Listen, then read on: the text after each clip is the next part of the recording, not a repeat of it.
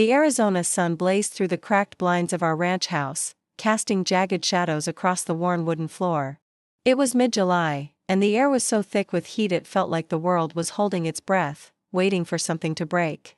The cicadas droned outside, their hum a relentless pulse that seemed to vibrate through the walls.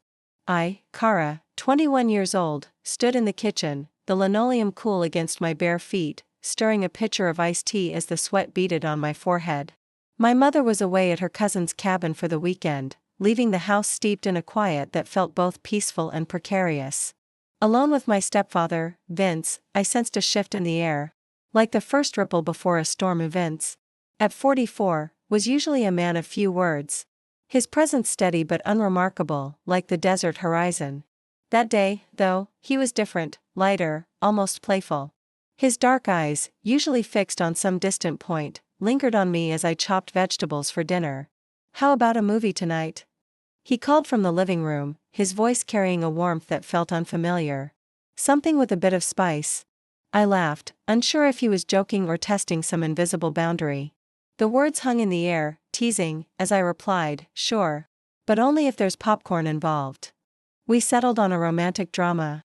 The kind where every glance is heavy with meaning, every whisper laced with tension. The air conditioning wheezed, barely cutting through the oppressive heat that clung to our skin. As we sank into the couch, the worn cushions creaking beneath us, I felt the space between us shrink. The movie's soft glow illuminated Vince's profile, his strong jaw, the faint stubble catching the light. During a particularly charged scene, his gaze flicked toward me, lingering longer than it should have. My pulse quickened, a mix of unease and curiosity tightening my chest. I tried to focus on the screen. But the tension wasn't just in the movie anymore, it was in the room, thick as the desert heat. Wrapping around us like a coil, his arm brushed mine as he reached for the popcorn, the contact brief but electric. I shifted, trying to shake the feeling, but it clung to me, heavy and undeniable. The movie's climax built, all longing stares and forbidden whispers, and I could feel Vince's presence beside me, steady but charged, like a storm cloud waiting to burst. Then, a sharp knock at the door shattered the moment. My breath caught, and Vince's hand shot up, signaling me to stay put. "I'll check," he whispered, his voice low, almost protective. But curiosity tugged at me, and I tiptoed to the window, peering through the blinds. Relief washed over me as I saw Mrs. Caldwell, our neighbor, standing on the porch with a basket of cookies, her silver hair glinting under the porch light. "Hi, Kara," she chirped as I opened the door, her voice bright against the heavy silence. "Brought some goodies for you and your dad. Thought you could use a treat in this heat." I forced a smile, accepting the basket, its wicker handle warm from her grip. She stepped inside just enough to chat about the weather and her garden, her words a cheerful hum that felt out of place. Behind me, Vince stood rigid, his easy demeanor replaced by a subtle tension. His fingers twitched, as if something had been interrupted. When Mrs. Caldwell finally left, the silence she left behind was louder than her voice had been. Vince's eyes met mine, shadowed with something I couldn't name, regret. Maybe, or something deeper, more dangerous. "Do you ever think about what it would be like if it was just us here, all the time?" he asked, his voice barely above a whisper. The question hit me like a gust of wind, stirring something I wasn't ready to face. "What do you mean?" I asked, my throat tight. He stepped closer, the space between us crackling with unspoken thoughts. "I know it's not right," he murmured, "but sometimes I feel things I can't explain. I try to stop it, but I can't." My heart pounded, each beat a warning I couldn't heed. I should have said something, anything, to break the moment, but I was frozen, caught in the gravity of his words. Was he really saying what I thought? Before I could respond, my phone buzzed on the coffee table, a lifeline in the charged silence. I grabbed it, my hands trembling, and saw a message from Mom, heading back early. "Be home tonight. Can't wait to see you both." Panic flashed in Vince's eyes, and he stepped back, the moment collapsing. "We need to act normal," he said, his voice clipped. Nothing happened. I nodded, but the truth was undeniable, something had shifted, even if nothing physical had occurred. The air between us had changed, heavy with a secret we couldn't unsee. When Mom returned, her laughter filled the house like sunlight, oblivious to the fault line beneath our feet. She hugged me tightly, her perfume a familiar comfort, and chatted about her weekend, unaware of the tension that lingered like a shadow. What did you two do while I was gone? She asked, her voice light as she unpacked her bag. Vince and I exchanged a glance, our laughter too loud, too forced. Just watched a movie, I said, my smile brittle. But deep down, I knew things would never be the same. The ground had cracked, and we were standing on opposite sides of the fracture. The days that followed were a strange dance, normal on the surface but charged with an undercurrent I couldn't ignore.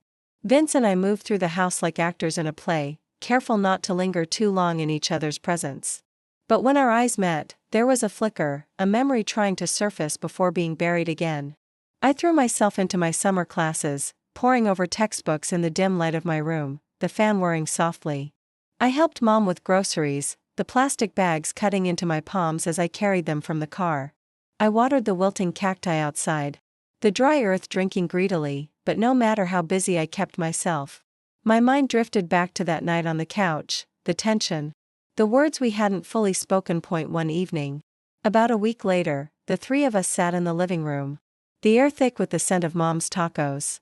She'd chosen a light comedy, and her laughter rang out, bright and unburdened, as she leaned into Vince. He chuckled along, but his eyes flicked to me, a storm brewing behind them. I looked away, my heart racing, and caught Mom's gaze as she turned, her smile faltering for a fraction of a second. Did she sense something? The moment passed, but it left a knot in my stomach. Later that night, after Mom went to bed, I wandered into the living room, seeking silence or maybe answers. Instead, I found Vince on the couch, a glass of whiskey in his hand, the amber liquid catching the glow of the muted television. "Oh," I said, pausing in the doorway, my bare feet cold against the floor. "Didn't know you were still up." He looked up, startled, then offered a faint smile. "Couldn't sleep. You?" I shook my head, stepping inside and settling into the recliner across from him, keeping a careful distance. The TV's flickering light cast shadows across his face, highlighting the lines of tension around his mouth. "Kara," he said finally, his voice low, "have you been thinking about that day?" My breath caught, the question pulling at the threads of my resolve. "Yeah," I admitted, my voice just as soft. "I have." He rubbed the back of his neck, his fingers rough against his skin, as if trying to knead away the weight of his thoughts. "I shouldn't have said what I did, or acted the way I did. It was wrong." I looked down at my hands, twisting my fingers together. "But it didn't feel fake," I said, the words slipping out before I could stop them. "That's the part that's messing with me." His eyes met mine, and the silence swelled, not tense this time, but heavy with a truth neither of us had fully admitted. "It didn't feel fake to me either," he said, his voice barely audible. My heart thudded, the room shrinking around us. "I don't know what to do," I whispered, my voice trembling. "Neither do I," he replied, setting his glass down with a soft clink. "But we can't pretend it didn't happen." I nodded slowly, the weight of his words settling into my bones. "Do you think we should talk about it more, or just let it go?" I asked, my voice barely holding steady. He leaned forward, his elbows on his knees, his gaze steady but searching. "If we keep pretending, it'll eat at us."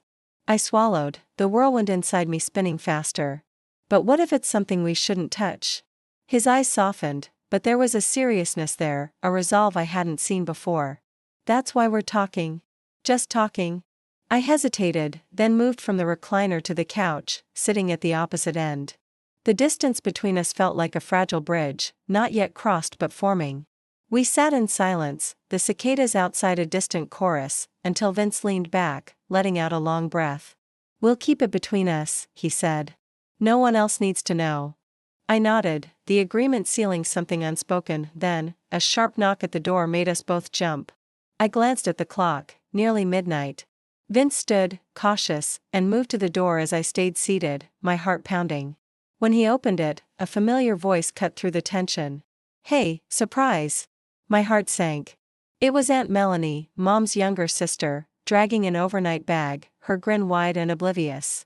"Couldn't stay away. Thought I'd pop in and spend a couple days with my favorite niece and her parents." Vince glanced back at me, panic flickering in his eyes before he forced a smile. "That's great. Come on in." Melanie bustled into the house, kicking off her sandals and filling the air with her chatter about the drive. I stayed frozen on the couch, the fragile moment with Vince shattered like glass.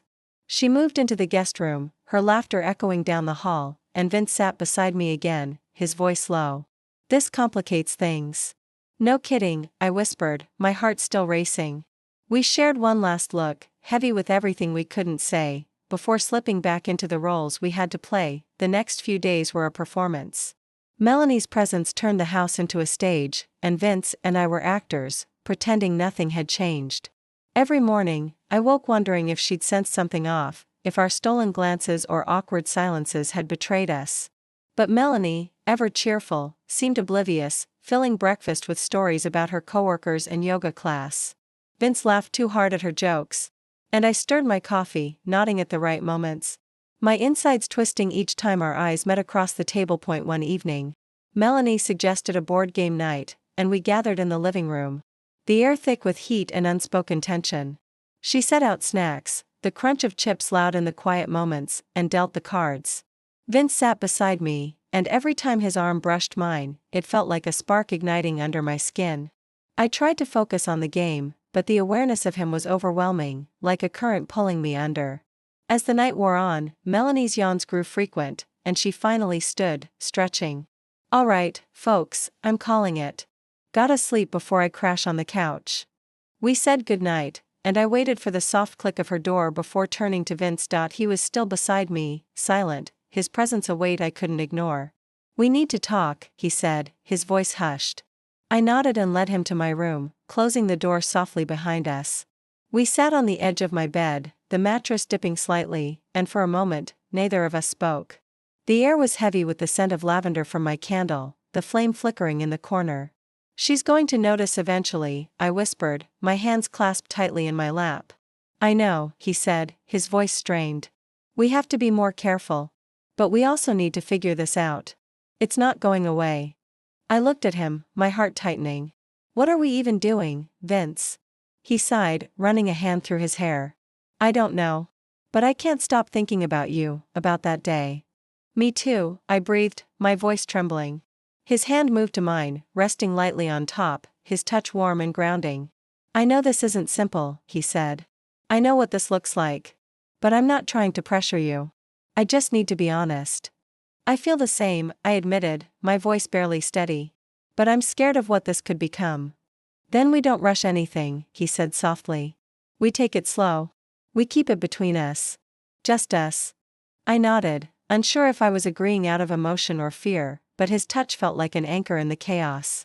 We sat there, the silence stretching, until a sudden knock at the door jolted us. "Hey, you two all right in there?" Melanie's voice was chipper but edged with suspicion. "Yeah, just talking," I called back, my heart racing. "All right," she said, her tone lingering. We exhaled in unison as her footsteps faded. Vince stood, moving toward the door, his voice low. "She's not leaving anytime soon." "Then we stay careful," I said. "No more close calls." He nodded, and we returned to our separate rooms, the weight of secrecy pulling us deeper into the night. The next afternoon, Melanie went into town, giving us a rare moment alone. I found Vince at the kitchen table, sipping coffee, the newspaper spread before him. The sunlight streamed through the window, catching the steam rising from his mug. "Can we talk?" I asked, my voice trembling. He looked up, concern etching his face, and set the paper down. "Of course." I sat, my hands shaking slightly. "I don't want to keep hiding like this." He nodded, his eyes steady. "Neither do I. But I don't want to hurt anyone, especially your mom." I looked down at my lap, the weight of his words heavy. "So what do we do?" He hesitated, then spoke carefully. "Maybe we take one small step. Just one, and then we decide." My heart pounded. "What kind of step?" "Just a kiss," he said, his voice soft but deliberate. "No pressure, but maybe it'll help us understand what this really is." I froze, then gave the smallest nod. We leaned in, the distance closing, the air thick with anticipation, until the front door slammed open. "Forgot my wallet." Melanie's voice rang out, shattering the moment. We jumped apart, my heart racing. "In the kitchen," I called, trying to sound normal.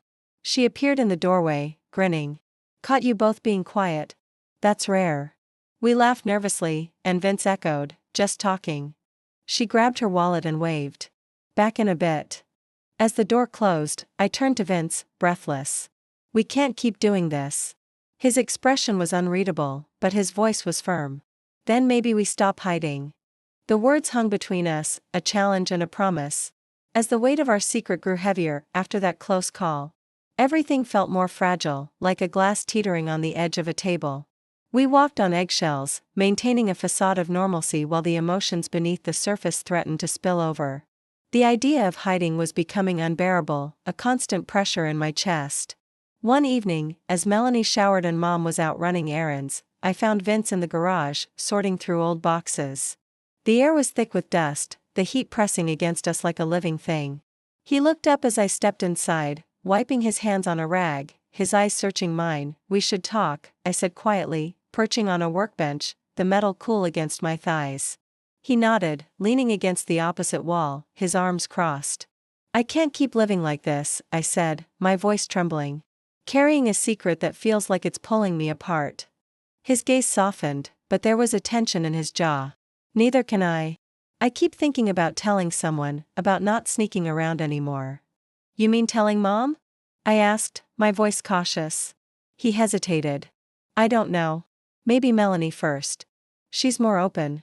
Maybe she'd understand." I shook my head, the risk looming large. "She's still my aunt. If she tells Mom—" "I know the risk," he cut in, stepping closer, his voice low. "But what we're doing, it's too big to hide forever." I met his gaze, my heart pounding. "If we do this, there's no going back."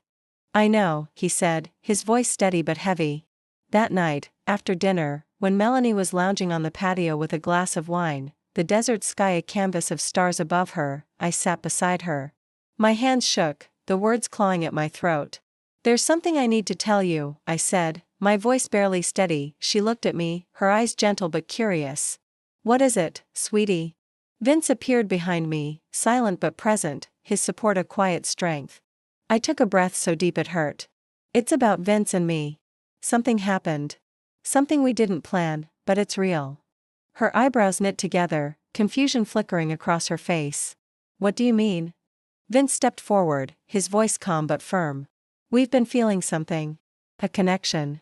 And we're trying to be honest about it." Her face changed, confusion, then shock, then something unreadable. "You're serious?" she asked, her voice trembling. "Yes," I said, barely above a whisper. She set her wine glass down slowly, her hands shaking. "I can't believe I'm hearing this." "We're not asking for approval," Vince said gently.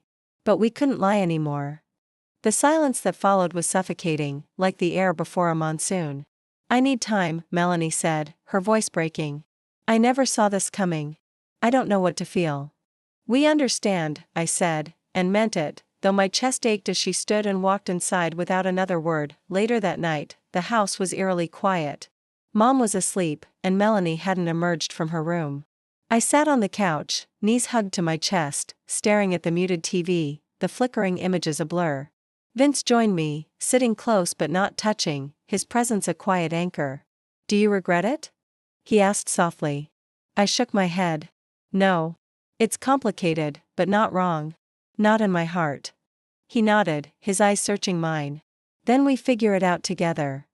For the first time in days, I smiled, a fragile spark of hope in the darkness. The next morning, Melanie was gone, leaving only a note on the fridge: "Need space. I'll be in touch." I didn't blame her, but the emptiness she left behind felt like a warning. When Mom came home that evening, her laughter filled the house, oblivious to the tidal wave waiting to crash. We made dinner, the clatter of plates a fragile normalcy, and laughed at her stories, but Vince's eyes lingered on me. And I knew the truth couldn't stay buried forever. That night, in the quiet hallway, Vince pulled me into a shadowed corner. His voice a whisper. I meant what I said. "We face this, no matter what happens." "I trust you," I whispered back, the words a vow. The bond between us was complicated, fraught with risk, but it was ours. The desert night pressed against the windows, the cicadas' song a reminder that some things, once set in motion, could not be undone.